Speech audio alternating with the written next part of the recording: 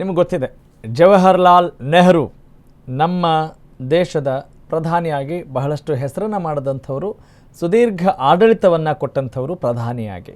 ಈಗ ನೆಹರು ಅವರ ದಾಖಲೆ ನೇಪಥ್ಯಕ್ಕೆ ಸರಿತಾ ಇದೆ ಬಿಕಾಸ್ ಆಫ್ ಪ್ರಧಾನಿ ನರೇಂದ್ರ ಮೋದಿ. ನೆಹರು ದಾಖಲೆ ನೇಪಥ್ಯಕ್ಕೆ ಸರಿಸಿದ ಮೋದಿ, ದೀರ್ಘಕಾಲ ಭಾರತವನ್ನಾಳಿದ ಪ್ರಧಾನಿ ಮೋದಿ ಎನ್ನುವ ಹೆಗ್ಗಳಿಕೆ ಮೋದಿ ಪಾಲಾಗ್ತಾ ಇದೆ. ಅಭಿನಂದನಾ ನಿರ್ಣಯ ಅಂಗೀಕಾರ ಮಾಡಿದೆ NDA. ಮೋದಿ ನೇತೃತ್ವದಲ್ಲಿ 12 ವರ್ಷ ಪೂರೈಸಿದ ಸರ್ಕಾರದ ಹೆಗ್ಗಳಿಕೆ, ಒಂದು ಸಂಭ್ರಮ, ಒಂದು ಹೆಮ್ಮೆ.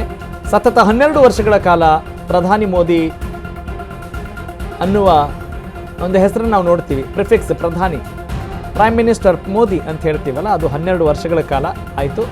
4399 ದಿನಗಳ ಕಾಲ ಪ್ರಧಾನಿಯಾಗಿ ಮೋದಿ ಇವತ್ತಿ ಕೆಲಸ ಮಾಡಿದ್ದಾರೆ. ಅಂದರೆ ನೆಹರು ಅವರಿಗಿಂತ ಒಂದು ದಿನ ಹೆಚ್ಚಿಗೆ ಮೋದಿ ಆಡಳಿತ ನಡೆಸಿದಂಗೆ ಆಗುತ್ತೆ ಇವತ್ತಿನ ದಿನವನ್ನು ಕನ್ಸಿಡರ್ ಮಾಡಿದಾಗ. ಓಕೆ, ಅಭಿನಂದನೆಗಳು. ಜನರ ಅಭಿವೃದ್ಧಿ ಆಗಲಿ. ಮತ್ತಷ್ಟು ದೀರ್ಘಕಾಲ ಭಾರತವನ್ನು ಆಳಿದ ಪ್ರಧಾನಿ ಮೋದಿ ಅನ್ನುವ ಹೆಗ್ಗಳಿಕೆ ಅದು ಸುಲಭ ಸಾಧ್ಯ ಆಗಿರೋದಿಲ್ಲ. ಅದರಲ್ಲೂ ರಾಜಕಾರಣ ಅಂತ ಹೇಳಿದಾಗ ಬಹಳ ಜನಮೆಚ್ಚುಗೆ ಇರಲೇಬೇಕಾಗುತ್ತೆ. ಅಂತಹ ಪ್ರಸಿದ್ಧಿಯನ್ನು, ಮೆಚ್ಚುಗೆಯನ್ನು ಪಡೆದಂಥ ಗಣ್ಯಾತಿ ಗಣ್ಯ ನಾಯಕರಲ್ಲಿ ಮೋದಿ ಅಗ್ರಗಣ್ಯರು ಅಂತ ಹೇಳಿದರೆ ಖಂಡಿತವಾಗ್ಲೂ ಅತಿಶಯೋಕ್ತಿಯಲ್ಲ. ಭಾರತ ಅಷ್ಟೇ ಅಲ್ಲದೆ ವಿದೇಶಗಳಲ್ಲೂ ಕೂಡ ಪ್ರಧಾನಿ ಯಾವ ರೀತಿ ಒಂದು ಮೆಚ್ಚುಗೆಯನ್ನು ವ್ಯಕ್ತಪಡಿಸಿದ್ದಾರೆ ಅನ್ನೋದನ್ನು ನಾವು ನೀವೆಲ್ಲ ಕೇಳಿದ್ದೀವಿ, ಗಮನಿಸಿದ್ದೀವಿ.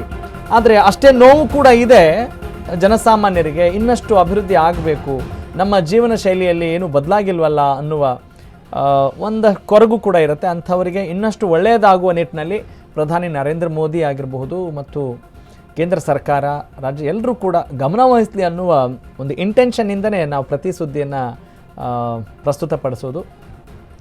ನರೇಂದ್ರ ಮೋದಿ 4399 ದಿನಗಳ ಕಾಲ ಪ್ರಧಾನಿಯಾಗಿ ಕಾರ್ಯನಿರ್ವಹಿಸಿದ್ದಾರೆ. ಇನ್ನಷ್ಟು ಸುದೀರ್ಘವಾಗಿ ಅವರು ನೆರವೇರಿಸಲಿ, ಒಳ್ಳೆಯ ಕೆಲಸಗಳನ್ನು ಮಾಡಲಿ ಅನ್ನುವ ಹಾರೈಕೆ ನಮ್ಮ ಕಡೆಯಿಂದ ಕೂಡ.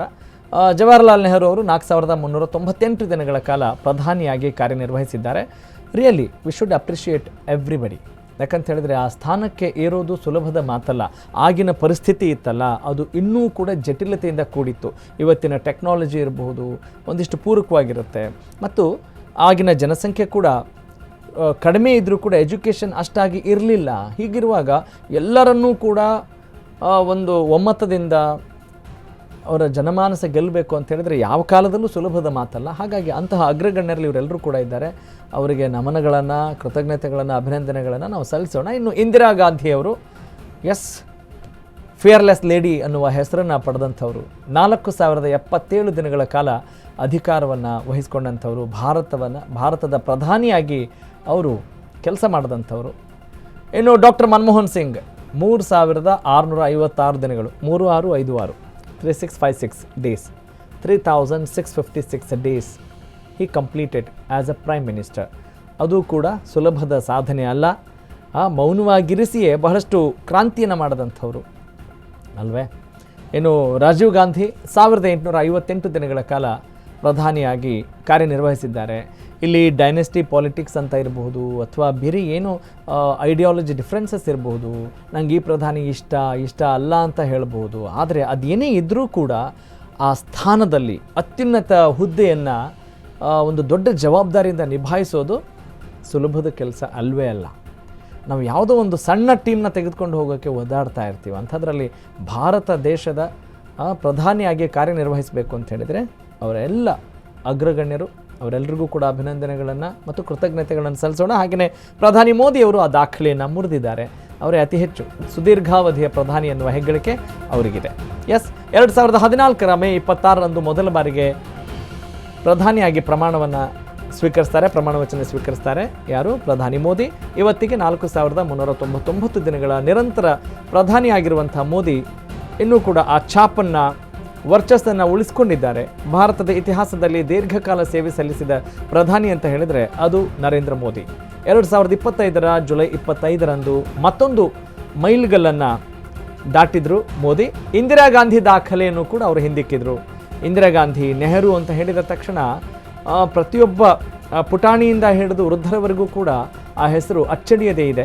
ಹಾಗಾಗಿ ಅವರ ದಾಖಲೆಯನ್ನು ಮೀರಿಸಿದಂಥ ಕೀರ್ತಿ ನರೇಂದ್ರ ಮೋದಿಯವರಿಗೆ ಸಲ್ಲತ್ತೆ. ಈಗ ಜವಾಹರ್ಲಾಲ್ ನೆಹರು ದಾಖಲೆಯನ್ನು ಕೂಡ ಮುರಿದಿದ್ದಾರೆ ನರೇಂದ್ರ ಮೋದಿ.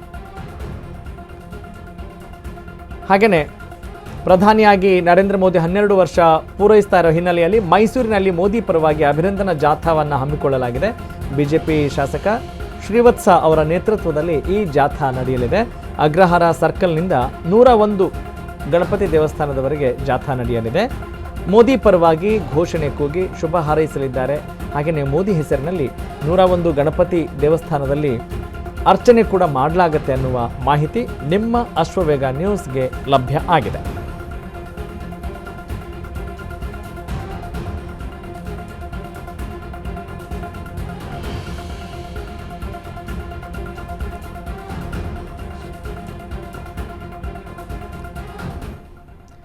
ಓಕೆ, ಪ್ರಧಾನಿ ನರೇಂದ್ರ ಮೋದಿ ಅವರಿಗೆ ಅಶ್ವವೇಗ ನ್ಯೂಸ್ನ ಪರವಾಗಿ ಕೂಡ ಅಭಿನಂದನೆಗಳು. ಹಾಗೆಯೇ ಪ್ರತಿಯೊಬ್ಬ ಶ್ರೀಸಾಮಾನ್ಯನ ಸೇವೆ ಮಾಡುವಂಥ ಶಕ್ತಿ ಪ್ರತಿಯೊಬ್ಬ ನಾಯಕರಲ್ಲೂ ಕೂಡ ಸಿಗಲಿ